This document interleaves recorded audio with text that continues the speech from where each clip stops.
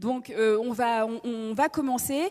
Donc je suis Shaima Deb, journaliste pour le média Natura Science. Je suis ravie d'être avec vous aujourd'hui. Donc nous allons parler, comme ça a été annoncé par Valérie juste avant, de la problématique de l'eau et de l'agriculture. Donc comment concilier ces deux problématiques à l'aune du réchauffement qui arrive dans les prochaines décennies.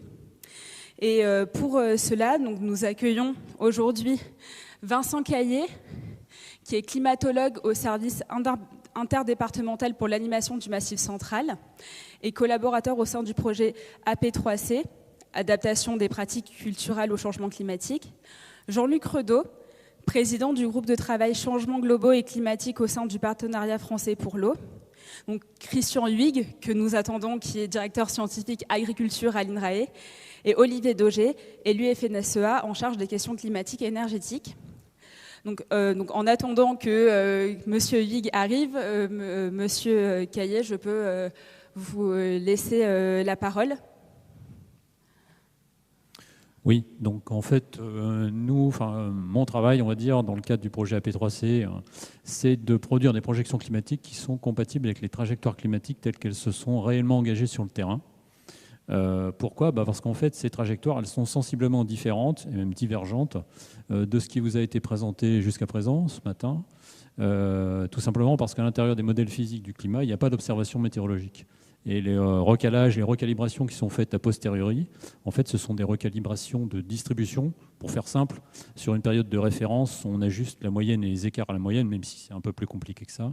Mais on n'ajuste pas les trajectoires. Et les trajectoires, en fait, elles n'ont aucune raison d'être les bonnes. Et en réalité, sur l'ensemble de l'Europe de l'Ouest, effectivement, les trajectoires sont divergentes. Et ce que je vous demande, en fait, c'est de ne pas me croire.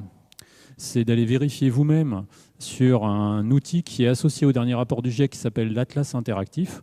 Vous comparez entre les trajectoires simulées par le dernier paquet de modèles qui s'appelle CEMIPSIS, là, et puis les trajectoires réellement observées sur l'Europe.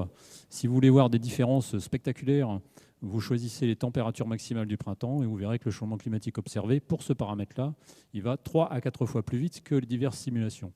Donc, en fait, au départ, ce sont les agriculteurs eux-mêmes, au tout début donc, du Limousin et ensuite du Massif central, qui se sont aperçus du fait que entre les trajectoires climatiques qu'on leur proposait et ce qu'on vivait sur le terrain, ce n'était pas la même chose.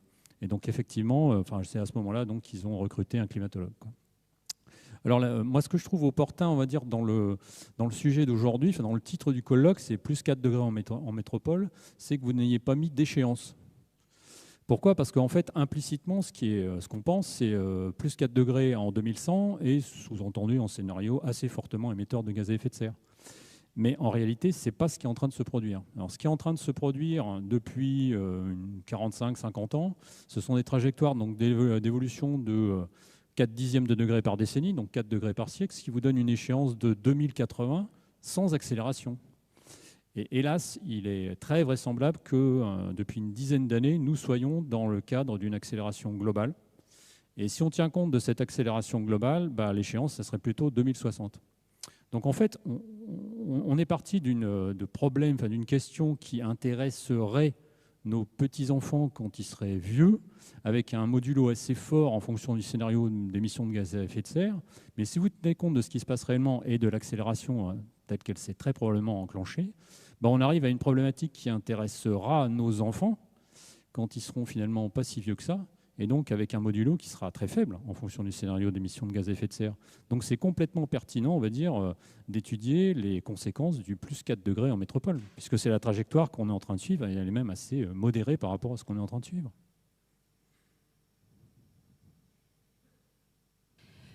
Et concrètement, avec un réchauffement qui serait même accéléré par rapport à ce que pourraient montrer certaines projections sur le terrain, qu'est-ce qu'on pourrait attendre dans des zones comme celle du Massif central dont vous êtes spécialiste ?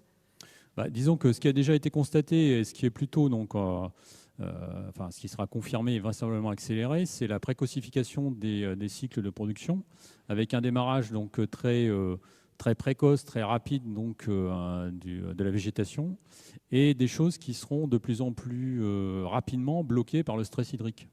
Voilà. Dans le cadre du changement climatique, particulièrement le changement climatique tel qu'il se produit réellement, il y a une diminution de l'efficience de l'eau. C'est-à-dire que pour la même quantité d'eau, vous produisez moins de matière, si vous voulez, moins de nourriture. Donc, si vous voulez autant de nourriture dans le futur, après c'est un choix politique, mais si vous en voulez autant, nécessairement, ça va nécessiter plus d'eau, puisque le changement climatique, en particulier à cause de l'augmentation de la variabilité, diminue l'efficience de l'eau. Et est-ce que est-ce qu'on pourrait se retrouver dans une configuration où ce serait possible de mobiliser plus d'eau pour sauvegarder les cultures, ou est-ce qu'il faudrait entrer dans une phase d'adaptation et accepter que les cultures changent? C'est totalement une question d'orientation politique. C'est-à-dire que lorsque vous arriverez, je n'ai pas dit si on arrive un jour, j'ai dit lorsque vous arriverez dans des problèmes de sécurité alimentaire ici, il y aura une décision, on va dire, politique, dont on peut espérer qu'elle soit démocratique, qui choisira entre on produit finalement un peu plus de nourriture en réorientant les flux d'eau en particulier vers l'agriculture, ou alors non. Mais dans ce cas-là, il faudra assumer ce qui sera fait.